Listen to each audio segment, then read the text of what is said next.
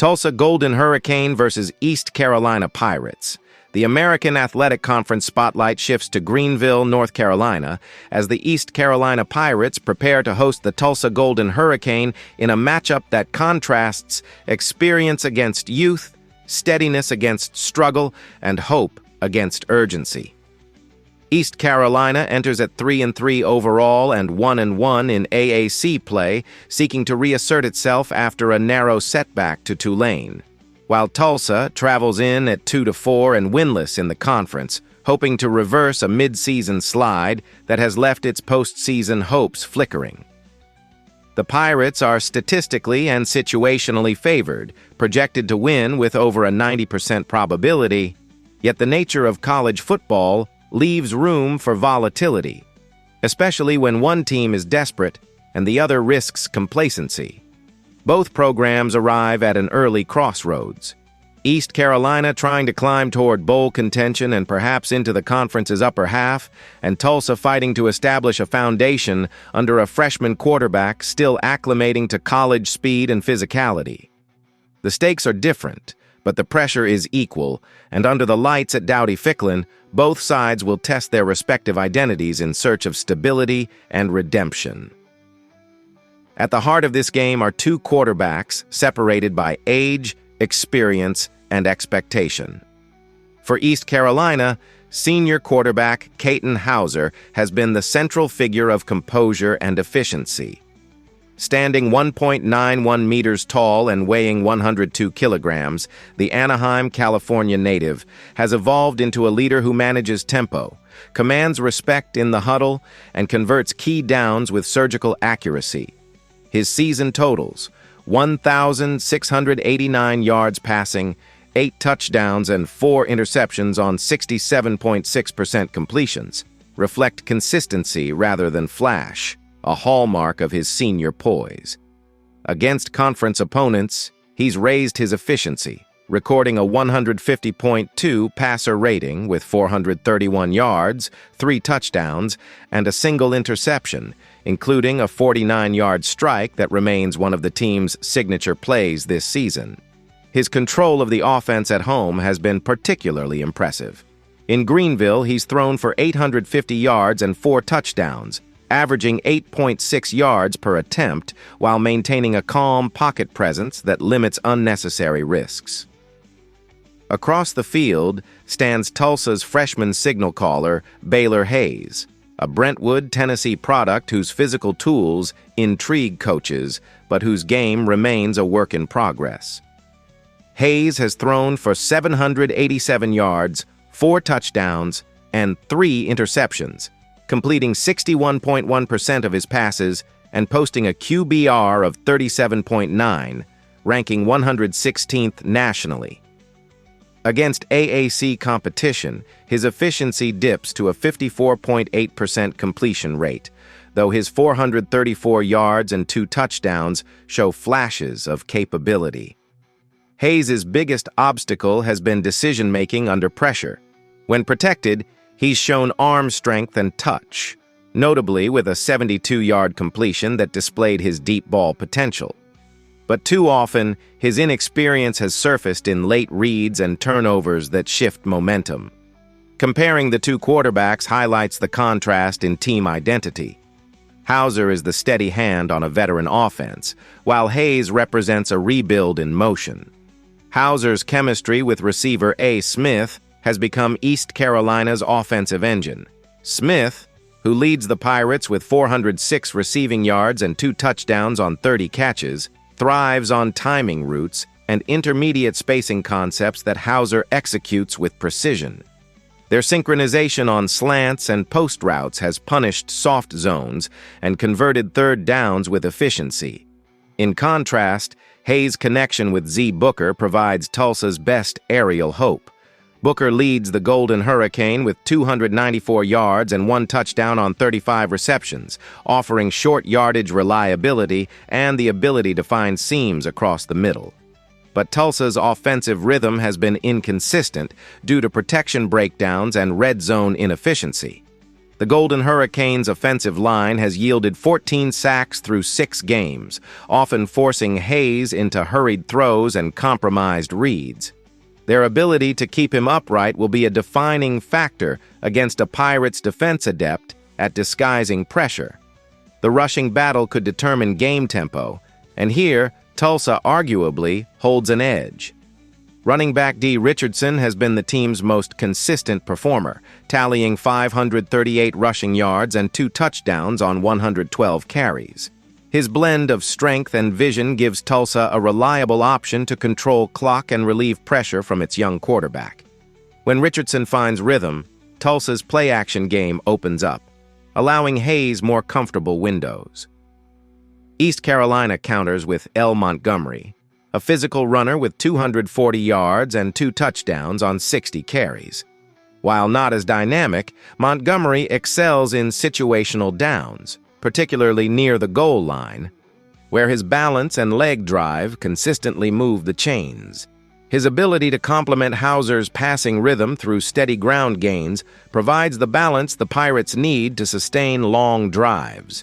Both teams rely heavily on their feature backs, not only for production, but also for game management. Turnovers and time of possession could swing this contest's flow. Defensively, each side showcases individual stars but contrasting units. Tulsa's defense revolves around lineman Jay Burnett and linebacker R. Coney, both statistical leaders and emotional anchors.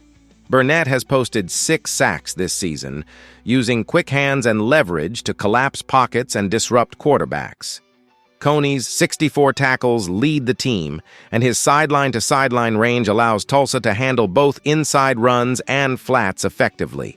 Still, Tulsa's defense has struggled to maintain consistency over full games. Early intensity often fades late, particularly when the offense fails to sustain drives.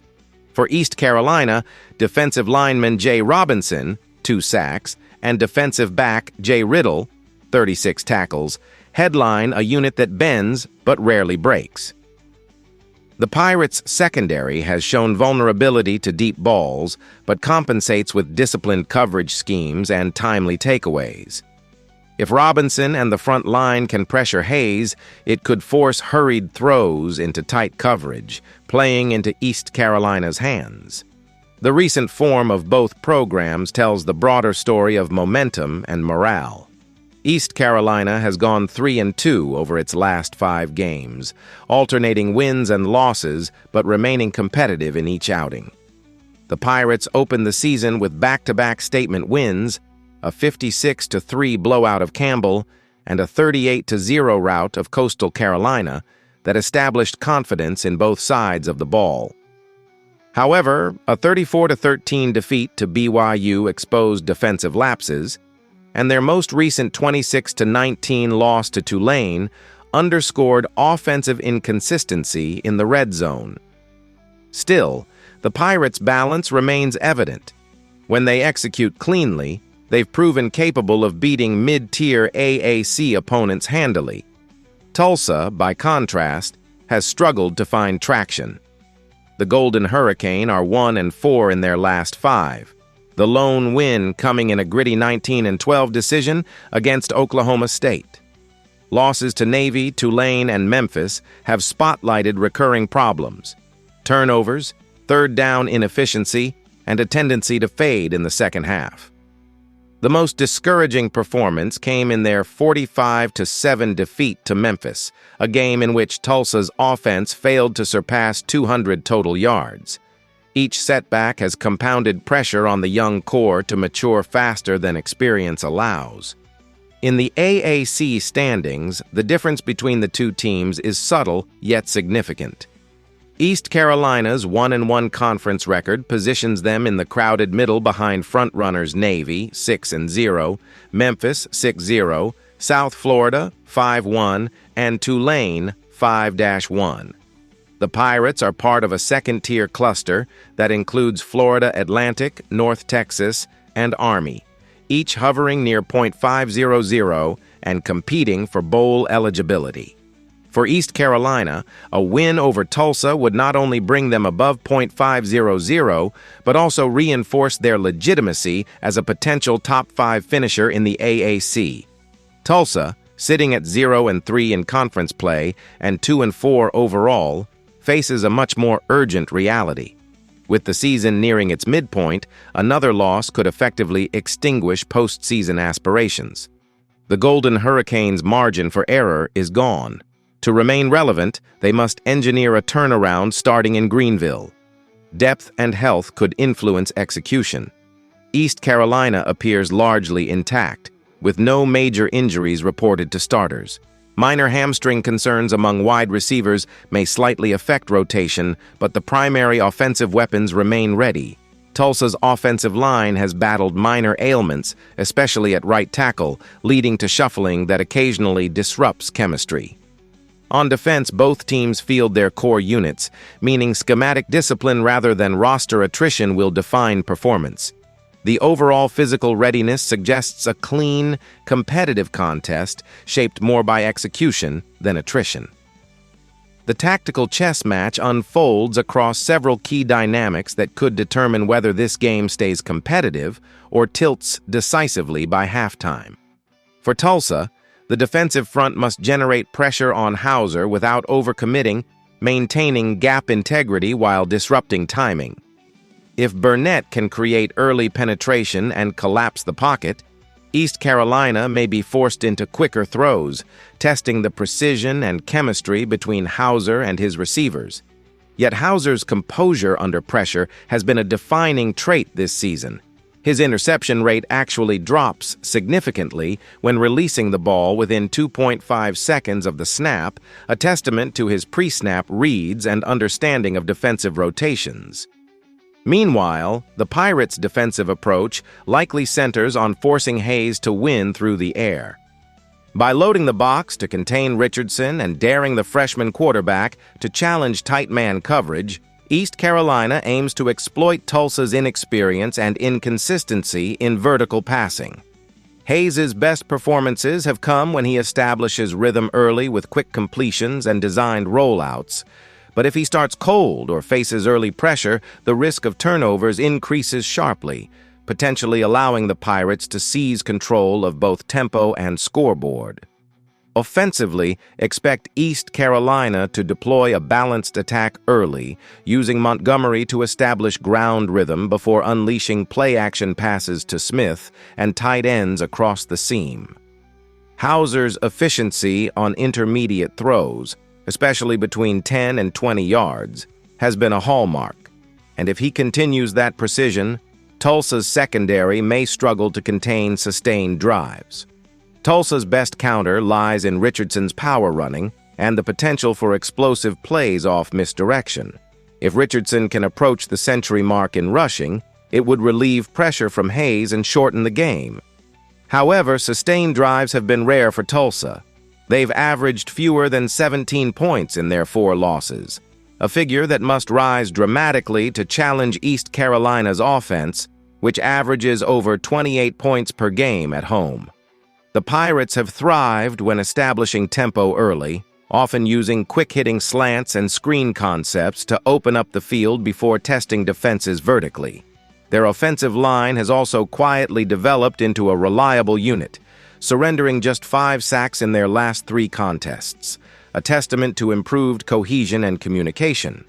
Tulsa's defensive front, conversely, has struggled to generate consistent pressure, managing only a handful of quarterback hits per game. That lack of disruption could prove costly against a rhythm-based passer like Hauser, who excels when given clean pockets. Expect East Carolina to mix personnel groupings to keep Tulsa's linebackers guessing, incorporating motion and play variation to exploit mismatches in coverage and maintain control of possession throughout the contest. 3 X factors could decide the outcome, each carrying the potential to tilt momentum in a game that may hinge on execution more than talent. First, turnover margin. East Carolina has been relatively clean with just 4 interceptions by Hauser across the campaign, demonstrating strong decision-making and pocket awareness. Tulsa, by contrast, has too often sabotaged promising drives with fumbles and poorly timed interceptions, mistakes that have repeatedly swung field position and drained morale. Second, third down conversion rate. Hauser's precision and Smith's crisp route discipline give the Pirates a consistent advantage in sustaining drives and maintaining rhythm, while Tulsa's 31% third down success rate ranks near the bottom of the conference, exposing their struggles to stay ahead of the chains. Third, special teams. Field position could quietly become the deciding element. East Carolina's punt coverage unit has pinned opponents inside their 20-yard line in half their opportunities this season, creating long fields and allowing the defense to dictate tempo. If the Pirates continue to win those hidden yardage battles, Tulsa will face an uphill climb to stay competitive. Statistically, the matchup heavily favors the home team. The Pirates average 404 total yards per game compared to Tulsa's 297, showcasing a clear disparity in offensive consistency and playmaking balance. Defensively, East Carolina allows just 21.4 points per game, while Tulsa gives up nearly 30, a gap that reflects ECU's superior tackling and red zone discipline. The Pirates' efficiency metrics in home games underscore their control. Hauser's 145.1 passer rating at home dwarfs Hayes' 108.3 rating in conference play, illustrating a decisive edge in quarterback execution. Tulsa's best hope lies in limiting big plays, winning time of possession, and creating turnovers, tasks easier said than done against a disciplined East Carolina side that thrives on composure, field position, and an opportunistic defense that consistently turns pressure into points. Psychologically, the matchup feels uneven, with East Carolina carrying the confidence and composure that come from playing at home and executing under pressure, while Tulsa shoulders the frustration of missed opportunities and the emotional weight of mounting losses. Yet there's danger in underestimation, a trap the Pirates can't afford if they hope to sustain momentum through conference play. The Golden Hurricane have shown flashes, particularly in the Oklahoma State win, of the team they could become if effort and execution finally align. Their defense, though inconsistent, has stretches of stinginess, where tackling fundamentals and pursuit angles shine, and Richardson's physical, downhill running style can control tempo and keep the opposing offense off the field when the blocking unit maintains rhythm. Still, the contrast in polish remains evident. The Pirates are simply more complete right now. Their veteran quarterback commands the huddle with poise, the offensive line communicates with near-perfect cohesion, and the balanced scheme allows flexibility whether ahead or behind. Tulsa may compete with heart, but East Carolina's structural stability and maturity give them the psychological edge that often separates hopeful challengers from true contenders. Expect East Carolina to set the tone early with scripted drives emphasizing balance and rhythm, establishing tempo through a calculated mix of short passes and inside runs to keep the defense guessing. Hauser should continue to operate efficiently, mixing quick slants with deep play-action shots to Smith, whose vertical presence can stretch Tulsa's secondary and open space underneath for tight ends and backs. Tulsa will counter by leaning heavily on Richardson and quick, high-percentage throws to keep Hayes comfortable and limit East Carolina's pass rush. The first quarter could remain close as both sides test each other's defensive adjustments, but East Carolina's experience and composure at home will likely begin to show by halftime. The Pirates' defensive front will aim to collapse the pocket and disrupt Hayes' reads, forcing hurried decisions and potential turnovers that could tilt field position in their favor. Once ahead, East Carolina will slow the pace, lean on Montgomery's downhill running to grind clock, and rely on Hauser's precision and game management to protect the lead and seal what could become a methodical statement victory under the lights. When the final whistle sounds, the likely narrative will be one of separation, East Carolina solidifying its mid-tier AAC standing, Tulsa continuing to build for the future. Hauser's leadership and efficiency should carry the Pirates, while Hayes gains valuable lessons from another challenging road start. The final score projection favors East Carolina convincingly, around 34-17, with the Pirates' balanced offense and disciplined defense proving too much for an undermanned Tulsa team to handle. For East Carolina, the win would mark a crucial step toward bowl eligibility and momentum in a competitive conference. For Tulsa, another defeat would highlight the growing pains of transition and the long-term need for offensive cohesion and line development. Yet beyond the scoreboard, this matchup serves as a reflection of two programs on different timelines. One entering its competitive prime, the other still searching for stability. East Carolina's ability to execute cleanly on third downs, maintain control of time of possession, and capitalize on red zone trips has been the difference all season, and those strengths should resurface again. Meanwhile, Tulsa's flashes of potential often get buried under inconsistency, turnovers, and drive-stalling penalties, all hallmarks of a young roster adjusting to new systems. If the Golden Hurricane can turn those small moments of progress into sustained drives, the future remains bright. But Saturday's contest will likely underscore how far they still have to go to compete with the AAC's more seasoned teams. In essence, Thursday's matchup represents more than just a mid-season contest. It's a reflection of two programs at distinct stages of evolution, each fighting for momentum that could shape the remainder of their season. East Carolina, anchored by a senior quarterback and a cohesive offensive structure built through experience, seeks not only consistency but also post-season validation after several narrow defeats that tested their resilience. The Pirates' discipline and familiarity with high-pressure environments give them a steady edge, especially under the lights at home.